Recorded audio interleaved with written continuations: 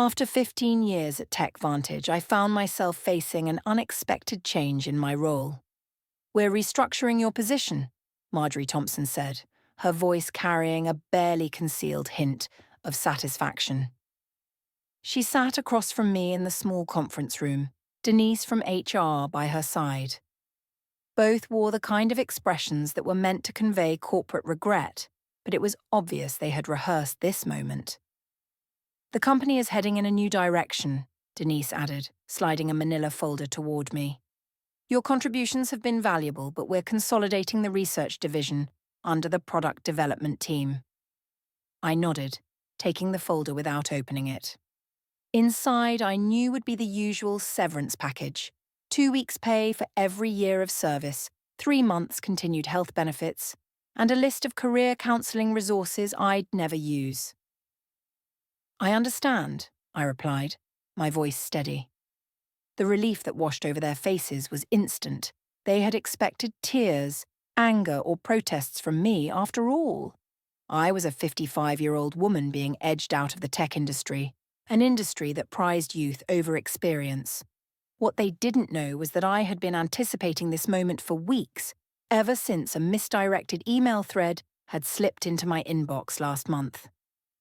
"We'd like you to clean out your desk by Friday," Marjorie continued, clearly gaining confidence from my calm acceptance. "We'll need your keycard, company laptop, and phone before you leave. Your team will be notified this afternoon." My team, the 6 brilliant engineers I had recruited and mentored over the years, had been instrumental in developing the distributed processing algorithm that now powered TechVantage's flagship product, AccountSphere. AccountSphere, the accounting software used by over 40% of Fortune 500 companies. I stood up, collecting my thoughts. "Of course," I said. "Is there anything else?" They exchanged uncertain glances. Marjorie, to her credit, was the first to recover. "That's all for now. Thank you for handling this professionally." As I made my way back to my office, I passed by the glass-walled conference room where the executive team was gathered. Through the transparent barrier, I could see CEO Victor Lawson animatedly presenting a PowerPoint titled Q3 Revenue Projections. The same Victor Lawson who had taken full credit for my algorithm at last year's industry conference, referring to me only as one of our research team members. Once behind my closed office door, I pulled out my personal phone and sent a simple text. "It's happening. Friday's my last day." The reply came almost instantly. "Perfect timing. Contracts are ready. Dinner tonight. To finalize details." I smiled as I looked at the calendar on my desk. Today was Wednesday. Friday I would walk out of TechVantage for the last time, and Monday would be something entirely different. That evening I met Gregory Sullivan at Meridian, an upscale restaurant on the outskirts of town, far from TechVantage's headquarters. As CEO of Precision Systems, TechVantage's largest competitor, Greg understood the value of discretion. He had reserved a private dining alcove in the back, shielded from prying eyes by elegant Japanese screens. "They actually did it," Greg said, shaking his head as we settled in after ordering. "I suspected they might, but to cut the very person who developed their core technology—" "Victor never understood what I actually created," I replied, taking a sip of water. "He understood the implementation, the user interface, the marketing potential. But the underlying architecture? To him, it was just technical jargon. The irony was almost unbearable. 3 months ago, I discovered that the patent application for my distributed processing algorithm had never been filed by TechVantage's legal team. When I inquired, they claimed it was an oversight. They assured me they'd handle it immediately, but something about their response didn't sit right. So I decided to dig deeper into the company's internal documentation. That's when I found it. A strategy memo detailing plans to claim the algorithm as company-developed technology, without attributing it to a specific inventor. The plan was to push me out before securing the patent, knowing that intellectual property developed by employees typically belonged to the company. What they didn't know was that I had been refining the algorithm on my own time, using my personal equipment. Those improvements, boosting processing efficiency by 43%, weren't covered by my employment agreement.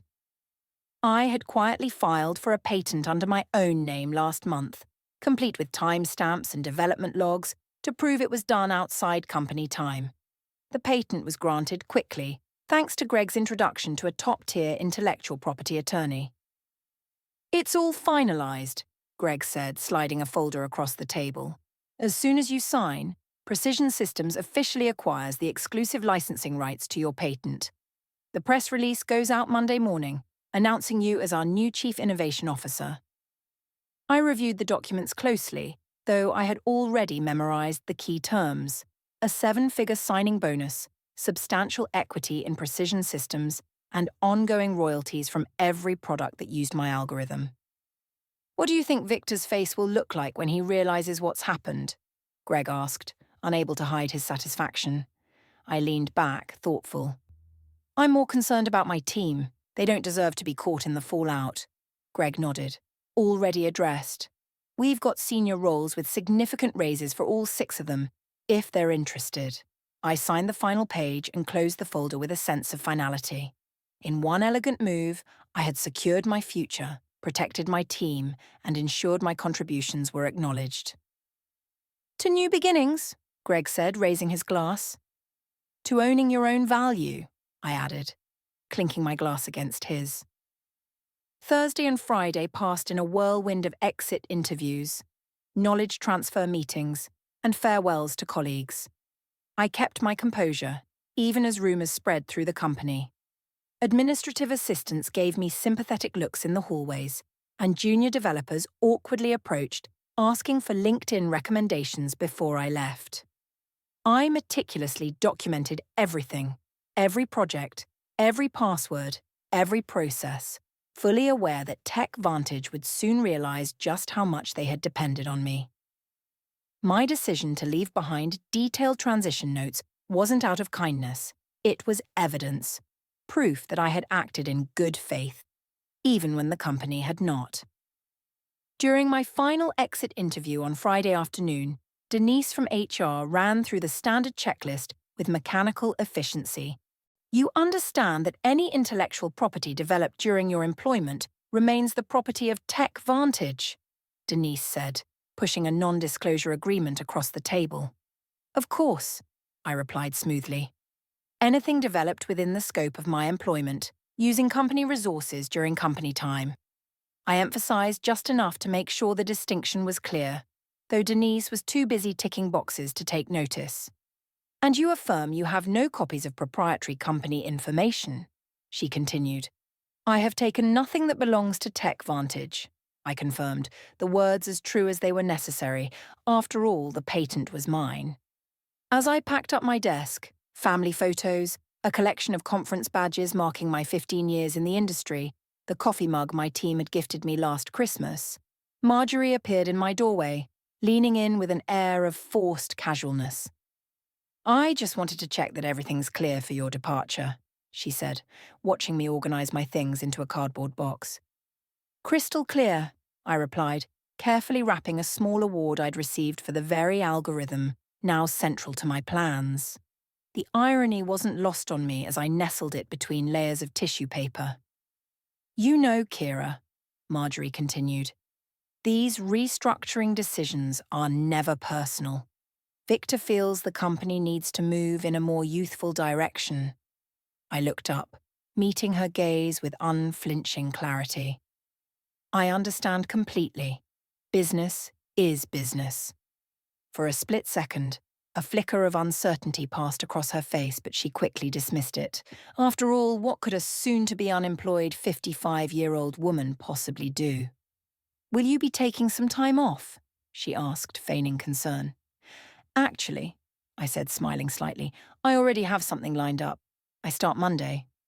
Her surprise was evident. "Oh, that's fast. Anything interesting?" I let a smile play at my lips. "Very. It's a leadership position. I'm quite excited about it." She nodded absently, already mentally moving on to the next task. "Well, good luck with that." As I walked out of Tech Vantage's glass headquarters for the final time, keycard handed in, personal belongings in tow, I paused to look back at the building, the place where I'd spent the last 15 years of my career. From the top floor, I could see the executive conference room glowing with light, likely filled with discussions on how to redistribute my responsibilities among younger, cheaper, and far less experienced staff. What they didn't know was that in less than 72 hours, that same room would be the site of an emergency crisis meeting. Monday morning arrived bright and clear. I dressed carefully in a charcoal suit, the power outfit I'd purchased specifically for today. At exactly 7:30 a.m., the Precision Systems town car arrived to take me to their headquarters, where I would begin my first day as Chief Innovation Officer. The press release went live at 7 a.m., Greg informed me, as I settled into my new corner office with floor-to-ceiling windows. Industry newsletters are already picking it up. Our communications team is monitoring the reactions. The announcement had been strategically crafted. Precision Systems acquires exclusive rights to revolutionary processing algorithm, welcomes creator Dr. Kira Jennings as Chief Innovation Officer. It highlighted my role as the sole inventor of the patented technology and outlined how Precision Systems would be integrating the algorithm into their next generation of products. Most importantly, it made it clear that any company currently using the technology would now need to negotiate licensing agreements with Precision Systems moving forward. At precisely 9:15 a.m., my phone buzzed with a text from my former lead developer, Miguel. "Complete chaos here. What did you do?" I smiled and typed back, "Check your personal email. All 6 of you have offers waiting."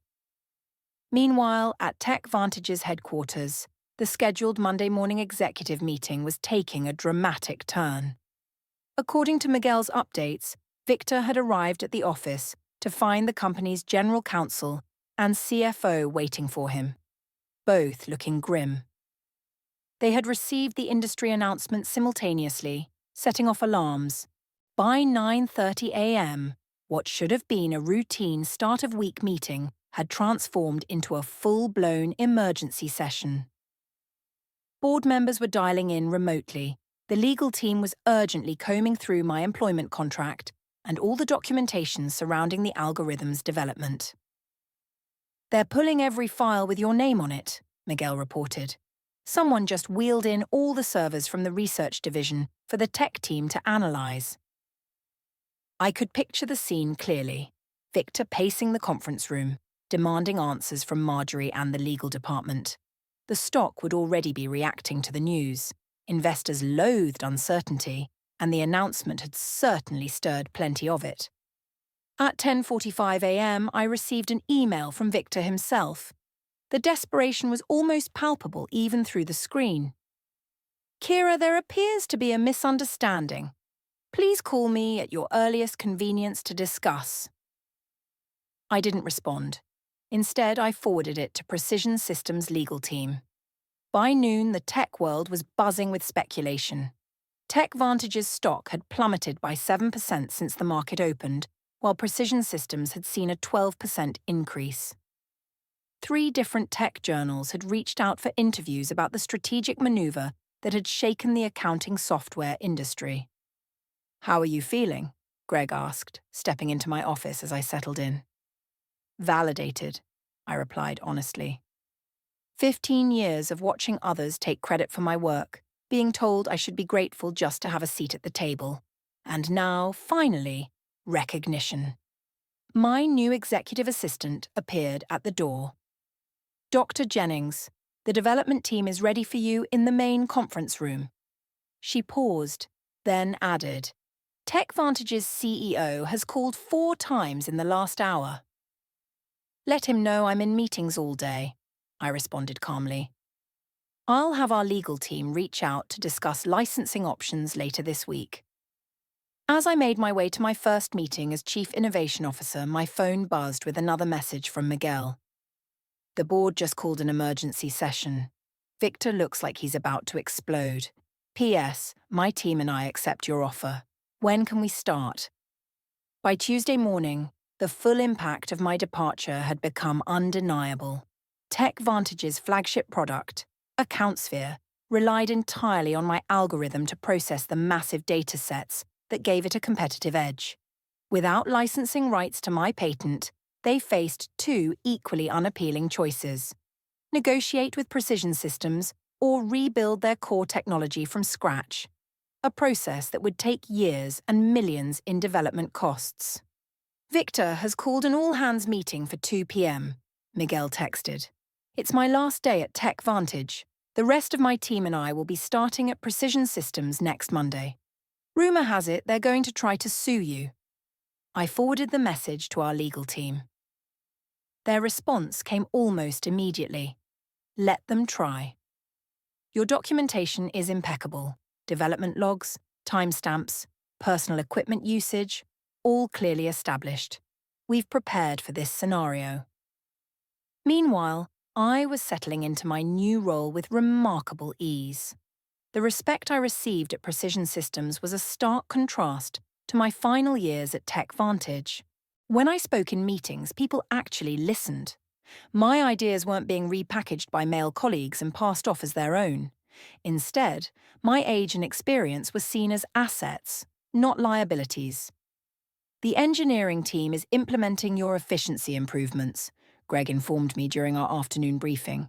Early testing shows a 51% performance boost, better than we projected. I had a few more refinements I never shared with TechVantage, I admitted.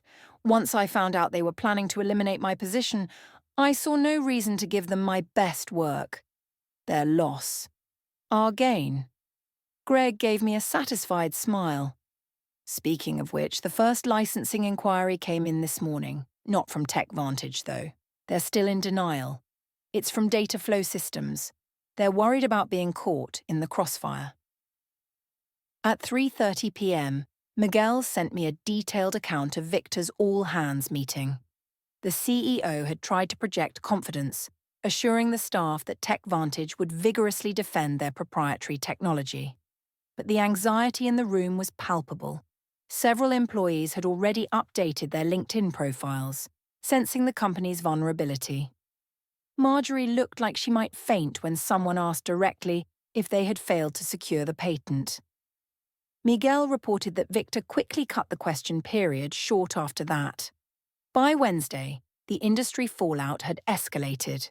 Two major clients reached out to Precision Systems, expressing concern about TechVantage's ability to maintain their product without the algorithm's creator.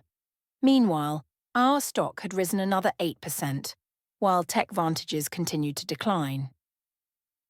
I got a call from Denise in HR, the same woman who had slid my severance package across the table just days earlier.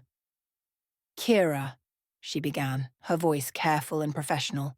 I'm calling to discuss the, situation with your patent. We believe there may have been a misunderstanding about ownership rights. I don't think there's any misunderstanding, I replied calmly. My employment agreement clearly states that intellectual property developed on my own time using my own resources remains mine. The patent documentation confirms exactly that. Victor was hoping you might consider coming in to discuss options. Any discussions would need to go through Precision Systems' legal department now, I interrupted.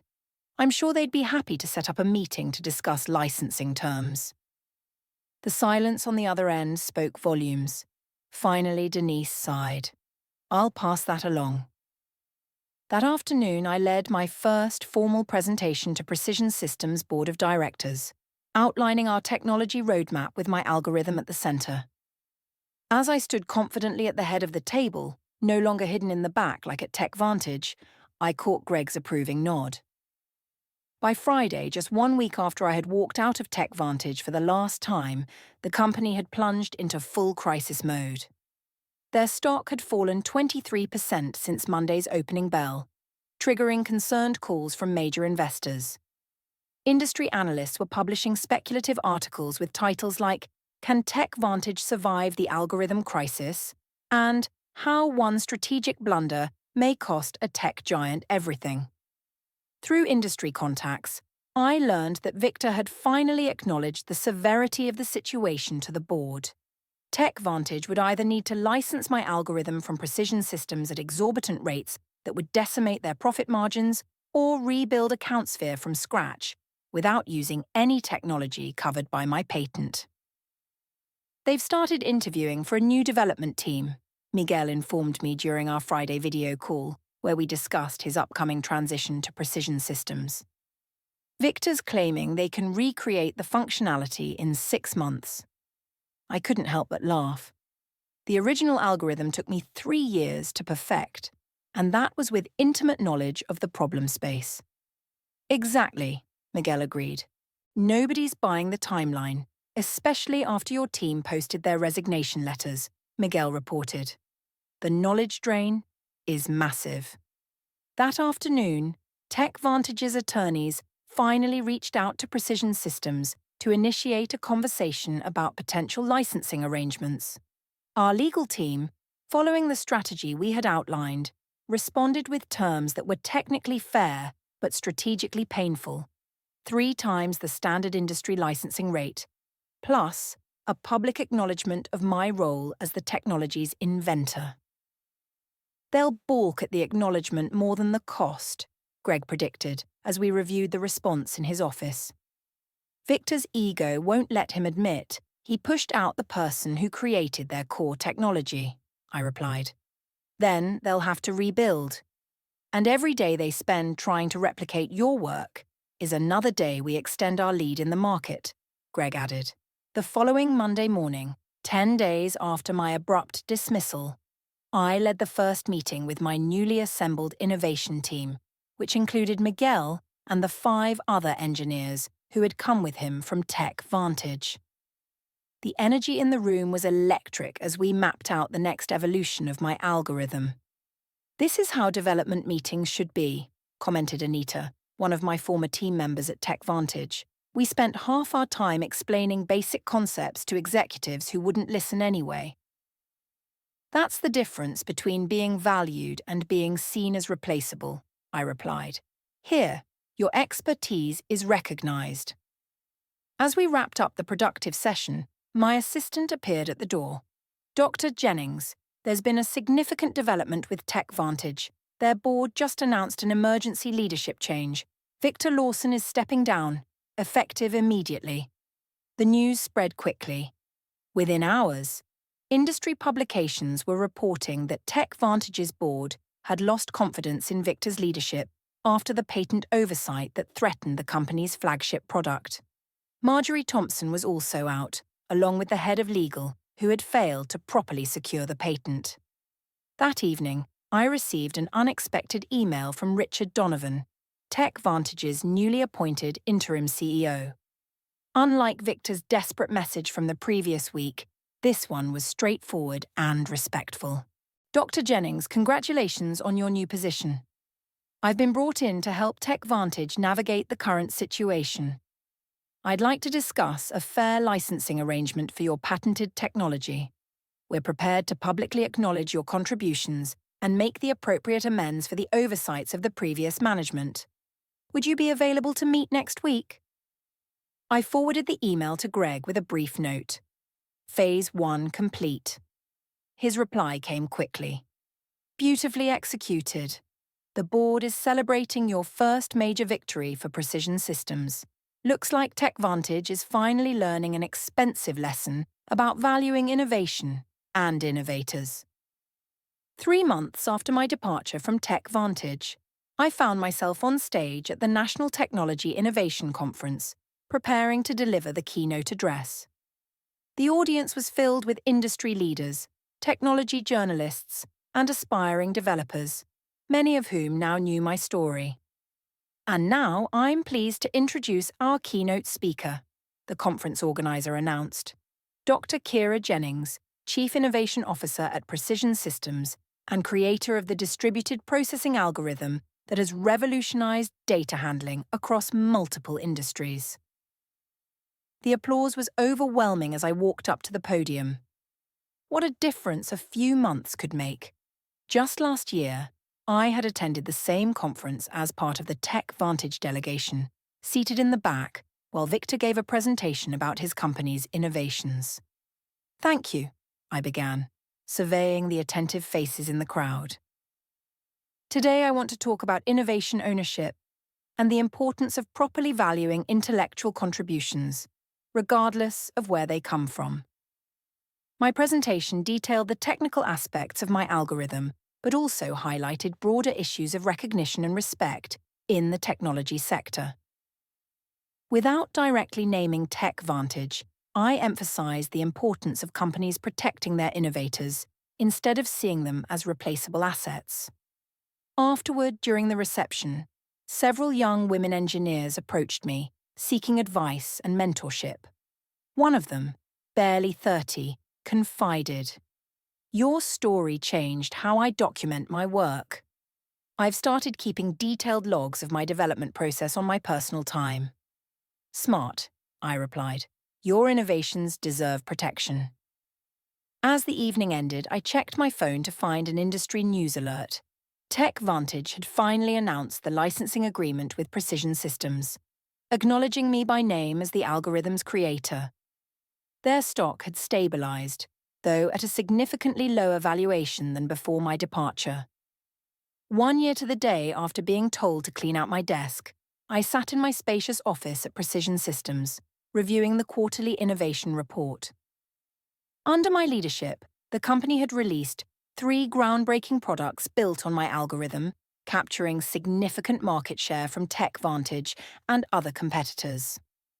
A knock on my door interrupted my analysis. It was Greg holding a bottle of champagne and 2 glasses. "Happy anniversary," he said, setting the glasses on my desk. "The board asked me to share the news with you personally before the public announcement. Precision Systems has officially surpassed Tech Vantage in market valuation for the first time in company history." I smiled, not out of triumph, but quiet satisfaction. "That's what happens when you value innovation properly," I said. As Greg poured the champagne, my assistant delivered a sleek envelope. Inside was an invitation to speak at Women in Technology's annual Leadership Summit. The topic: Owning Your Intellectual Value, How Proper Documentation Changed an Industry. "You've become something of an icon, you know," Greg commented, noticing the invitation. "The story about the executive who didn't recognize what she had until it was gone has become a cautionary tale in corporate boardrooms," he added.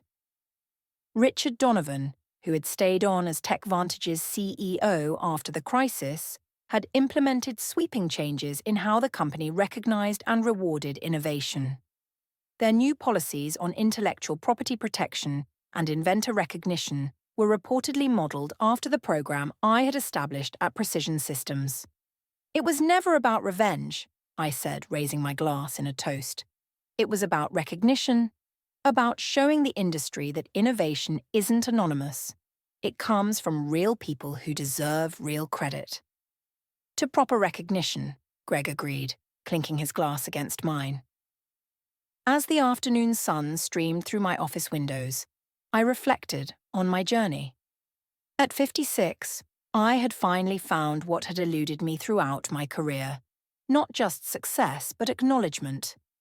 My name was now permanently attached to the algorithm that had changed an industry, exactly where it belonged.